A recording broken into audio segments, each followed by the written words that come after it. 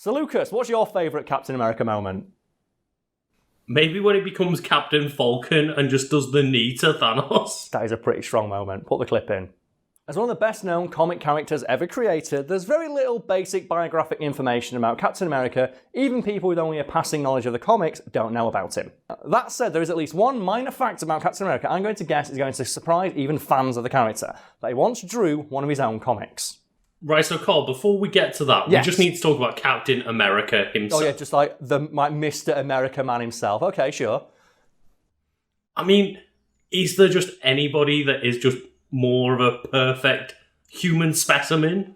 Well, then Captain America, not really, no, and that's by design. And I think it's mentioned in the comics that Captain America is as close as is possible for a human to be to superhuman while still being human, because he is the absolute pinnacle of what humans can achieve. So he is as fast, as strong, as intelligent, and just charismatic and good-looking as it is possible for a human man to be. So, Karl, he's basically just the perfect fucking man. Yeah, which is why Chris Evans was just such a good casting for him, because, whoo! Oh, I don't swing that way, but Chris Evans, Captain America, oh, he makes me fumble. Like you stumble over that like little hurdle I just said maybe gay. Oh, so god damn, it's Captain America, Chris Evans, like that. So in that vein, Lucas, what's the scene you look at of like Chris Evans, Captain America, where you just go, that's a fucking man? Because there are two correct answers here. Well, playing over on loop in my head whenever I close my eyes, just in general, Okay. is just the helicopter scene. Oh, of him just like arm curling an entire helicopter. Yeah. Have we talked before about how in the original storyboards he was supposed to be wearing his jacket? Have we talked about that before? What a mistake that would have been. No, because in the early storyboards for that scene, Captain America's supposed to be wearing that jacket, Joe, the one he's wearing at the start of like the chase scene where he's chasing the Winter Soldier down. Yeah. And then like the story goes like between takes, just like Chris Evans took that jacket off to like go get a drink, and they saw his arms and went, "No, you're not wearing that jacket," and they wrote a scene where he loses the jacket. Just to give the excuse of him not wearing it, as he's like flexing the helicopter. It's what a man! He's doing it. Oh my god, it's so fucking good. And that's the thing. That's one of the answers. The other correct answer is where he's just talking to Iron Man and just rips the log in half.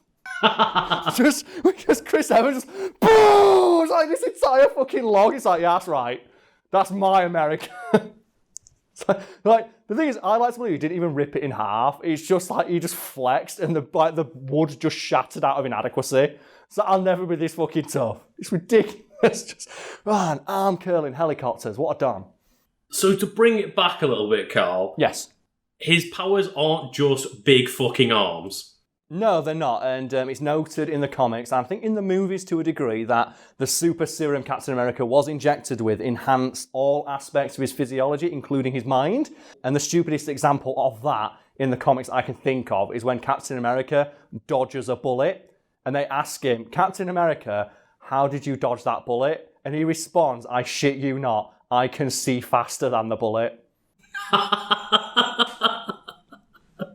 And that to me is that's just peak comic writing right there, isn't it? I see faster than the bullet. Oh god. And it's noted that in addition to having super fast eyeballs, Captain America also has almost perfect memory recollection, and his other senses are sharper than an origami leopard. And you might be thinking, well, Karl, is this why Captain America in the comics is noted as being very good at artwork?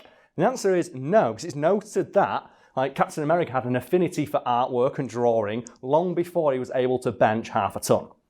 So, you say that that's mentioned in the comics, but I don't really remember that being brought up in the movies. Yeah, the only, direct of, allusion to it in the movies that springs to mind for me is in the first Captain America movie, the first Avenger, where it's him drawing himself as a performing monkey in the Captain America costume. Oh, yeah, I suppose. Yeah, and as a fun little side note, that drawing is later on his desk in a later movie. They take that, they frame it and put it on his desk in a later movie. But there is a deleted scene in the first Avengers movie, which is, I think it's like Captain America Man Out of Time, where it just shows him wandering around New York, not really knowing what to do with himself. And he just goes and sits down at a cafe and he's just drawing. Oh, right, okay. And they cut it from the movie for time, but it's one of those things that but it's one of those scenes where you look at it and go, this never should have been fucking cut. because it really helps to sell Captain America as just a guy out of his time who's lonely and doesn't know what he's doing with his life. And obviously the pertinent thing in that scene is that it shows Captain America just drawing for pleasure and for fun. And it's noted in the comics that sometimes when Captain America's not being an Avenger, he will lend his artistic skill to the police as a sketch artist. Wait, what? Which is, I think, it's the most Captain America thing ever, because it means that even when he's not being an Avenger and he's just drawing, he's still drawing for justice. And can you imagine as well, like when you go to court and you're like, well, the sketch doesn't look like me, and then they bring in, we're going to bring the sketch artist in, and Captain America rocks up in full costume, and then you've got to try and argue to the jury against Captain America. He's like, oh, God damn it, I'll just go to jail now. I'm not going to argue with him. Yeah, basically. So, I think I recently read a run of She-Hulk. And are you familiar with She-Hulk at all? And not overly. One of the run of comics is where she works for a firm that specialises in superhero law. And they have a bit where they get a case that She-Hulk is working on thrown out of court because midway through the court case, she's like, I'm getting a call. Who's it from? It's the Avengers. Oh, I guess you better go then. So she runs out and saves the world, and then the person arguing against her in court gets that case thrown out because she says, oh, well, She-Hulk influenced the jury. How? Will she save the world?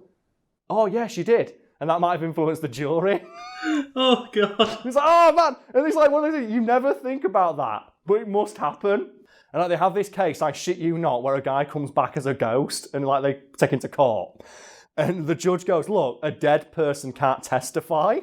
And She-Hulk goes, well, I can sort this out. And she goes and gets the thing and brings the thing in and goes, okay, so Benjamin, you've died, right? And he goes, yeah. And now you're back. And he goes, yeah, I am. Also, didn't you die once, She-Hulk? And she goes, yeah, I did. And now you're back. And then she turns around and goes, oh, does everyone remember when Thanos killed half the universe and brought everyone back to life? And half the courthouse raises their hand. And the judge goes, well, yeah, I guess dead people do come back to life all the time. That set precedent, the ghost can testify. It's just so amazing. And what happens is, spoilers, the ghost is found guilty of lying. And he's like, well, I'm a ghost, what are you going to do? So Doctor Strange builds a ghost prison. And sends him to ghost prison. And they go, you might be a ghost, but you can't escape justice. And he's just in prison as a ghost. Oh, my God. The Marvel, and that's why I want a She-Hulk TV series, man, because you can imagine that kind of shit. So you've mentioned how, they've set precedent that Captain America can draw, but what about his own comic then? Well, here's the thing, because in the mainline 616 Marvel continuity, there exists a comic brand called Marvel Comics. And this might seem like a bit meta. So, long story short, Marvel Comics exists in that universe. But, because obviously superheroes also exist in that universe, rather than being like it is in our universe, fantastical fictional stories of superpowered individuals, in the Marvel universe, Marvel Comics publishes dramaticized versions of actual events that happened, and they even contact superheroes to license their life story.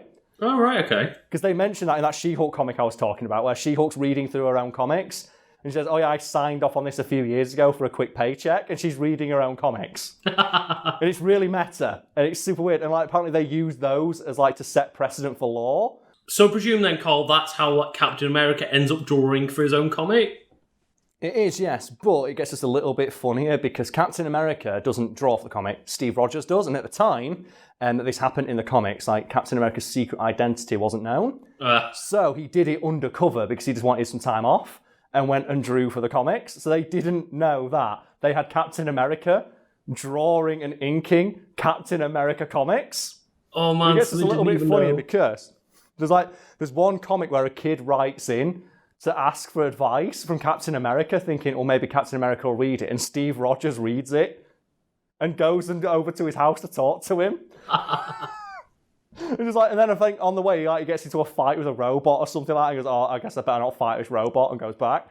But what really cracks me up is the thought that, maybe, just maybe, at some point in his comic career, Captain America was paid actual cash money for drawing fan art of himself beating up Hitler. And that's super cool. So, Karl, you need to tell me more about this She-Hulk comic. Well, it's a run of comics that I got in this collection, I think. It's called Single Green Female. It's just a couple of She-Hulk comics, and it's about when she spends time at this superhero law firm, and there were just like a couple of just like really neat like mini stories in there, and I found them super interesting because they discuss like the nitty-gritty of the law within the Marvel universe, which is like doesn't sound very interesting, but it's super fucking interesting. For example, they have a guy who's like, he falls into like a vat of atomic water and becomes like I think it's Danger Man. Okay. And it's like, he's a superhero. What's the problem? He's like, well, I want to sue my company because obviously it's an accident. Mm-hmm. And she was like, why the fuck are you wanting to sue your company for turning you into an indestructible man who can fly? And he's like, well, I was sleeping with my wife and I rolled over and like crushed her. And my health insurance won't cover the injuries because they're superhero related and we haven't got superhero insurance. Oh, God. And he's like, also, obviously, because I'm super strong, I keep destroying my house, and obviously it's not insured, it's superhero-related damage. It's like, oh my God, that's awful. And like, She-Hulk's trying to talk to him about it, it's like, and then she goes to the company and tries to argue it in court, and they're like, well, he's a superhero, why do we give a fuck? And then it's like this really interesting, so like, yeah, it is like, that would be a problem, because obviously, every time he injures his wife, it's a superhero-related injury. She-Hulk saves the day by arguing that when the guy fell into the water, he actually died, and that the superhero Danger Man is an entirely new individual. And she cites, I shit you not, the Jean Grey precedent. Because she says, when Jean Grey was infected by the Phoenix Force was an entirely new being, and Jean Grey died. And she gets the guy like a death settlement, and he uses that to go to like rehabilitation to get money for his family. And there's another one where like there's a guy who's working with She-Hulk. It's like, I was saved by Spider-Man years ago. And I want to repay him. Do you know Spider-Man? And she's like, I think I can get Spider-Man here. What do you want to do? So please get him here. I just want to talk to him. He goes, okay then. So like She-Hulk gets Spider-Man's attention. He turns up and goes, what's up? He goes, Spider-Man, I'm going to help you take out your greatest enemy. He goes, okay. And the next panel is just J. Jonah Jameson getting served because he's being sued by Spider-Man for libel. You might be thinking though, Lucas, but how does Spider-Man, testify in court? 'Cause he's wearing a mask, right? Mm-hmm. Well, J. Jonah Jameson asks that and says, well, I have the right to face my accuser. So they bring in like an Avengers level scanner and go, well, this identifies members of the Avengers. It's held on a super secret S.H.I.E.L.D. database. Is this Spider-Man? Yes, it's Spider-Man. And then Spider-Man is like, just like saying, J. Jones, he lies about me all the time. And they're going through all these cases of like, okay, here it says that Spider-Man was like throwing babies into a fire, and they bring in like the mother. No, Spider-Man saved my baby. And they even bring like a gotcha witness in of like J. Jonah Jameson's own son. And they bring his son in and say, so your father wrote a story saying Spider-Man tried to sabotage your rocket. What happened? Well, Spider-Man actually saved me. Did NASA find any evidence of it being tampered with? No. I'd be dead if it wasn't for Spider-Man. Do you think that your dad was lying? Well, yeah. Oh, no. But it gets just a little bit better because obviously the guy suing J. Jonah Jameson on behalf of Spider-Man, like, I want to get you as much money as I can, was also this fucking Peter Parker kid. He's been selling photos of J. Jonah Jameson for years. Let's get him.